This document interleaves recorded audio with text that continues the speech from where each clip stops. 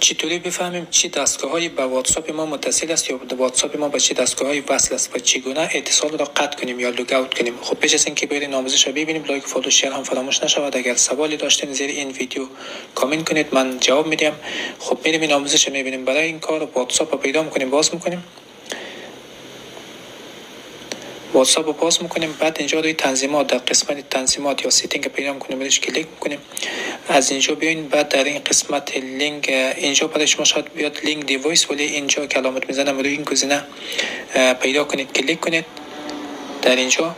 بعد در این صفحه برای شما نشان میدهد هر دستگاه یا لپتاپ گوشی، هر دستگاهی که وصل باشد در اینجا برای شما نمایش داده می شود. و اگر نمیخواید روی اون گزینه روی اون دستگاه کلیک کنید، بعد گزینه خروج یا مثلا لوگ اوت میاد، رویش کلیک کنید، دیگه اون دستگاه دسترسیش از به واتساپ شما قطع می شود و دیگه نمیتواند دسترسی داشته باشد به واتساپ شما.